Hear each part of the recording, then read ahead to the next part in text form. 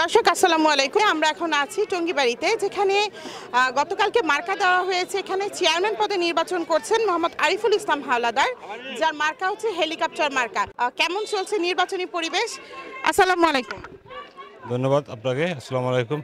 আসলে আপনারা জানেন যে টঙ্গিবাড়ি উপজেলা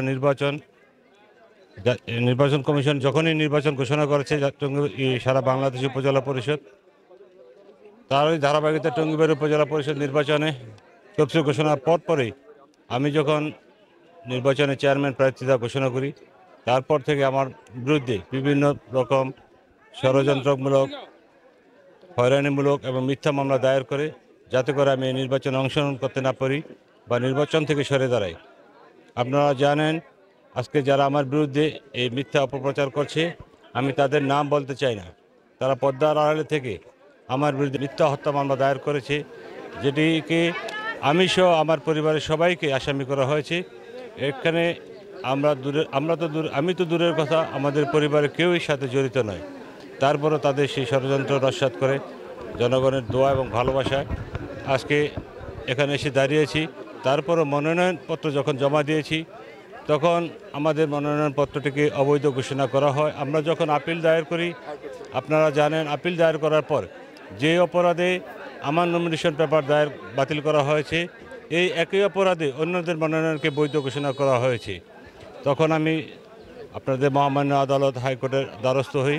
হাইকোর্ট সেখান থেকে আমাকে প্রার্থিতা ফিরিয়ে দিয়েছে। তারপরও তাদের সেই ষড়যন্ত্র এখনও বন্ধ হয়নি। তারপরও গতকাল যখন প্রতীক আনতে গিয়েছিলাম, সেই প্রতীকটি যাতে আমি না পাই, সেই জন্য ষড়যন্ত্র করা হয়েছে।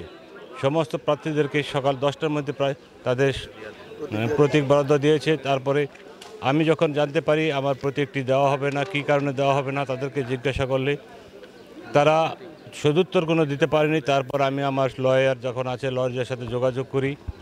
লয়ারের সাথে যোগাযোগ করার পর লয়ার ঢাকা নির্বাচন কমিশনে যোগাযোগ করলে, তখন সেখান থেকে তারা আবার টেলিফোনে বা ফ্যাক্সের মাধ্যমে জেলা নির্বাচন অফিসার মহোদয়কে জানিয়ে দেন এবং জেলা প্রশাসক মহোদয়, এডিসি মহোদয়ের সহযোগিতায় পরবর্তী আমাকে 3টা থেকে 4টার মধ্যে আমাকে প্রতিক্রিয়া দেওয়া হয়। তারপর থেকে আমি নির্বাচনে প্রতীক পেয়ে নির্বাচনে মাঠে আছি।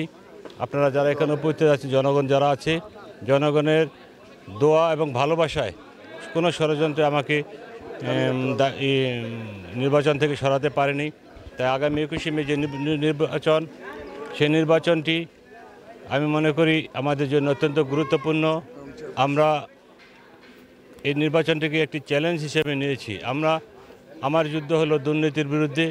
আশা করি সমস্ত দুর্নীতিকে উপেক্ষা করে জনগণ আগামী 21শে মে আমাকে একটি করে হেলিকপ্টার মার্কায় ভোট দিয়ে জয়যুক্ত করবে, টঙ্গিবাড়ি উপজেলা পরিষদে চেয়ারম্যান নির্বাচিত করবেন। এটি জনগণের কাছে আমার আশা এবং প্রত্যাশা। ধন্যবাদ সবাইকে। আসসালামু আলাইকুম।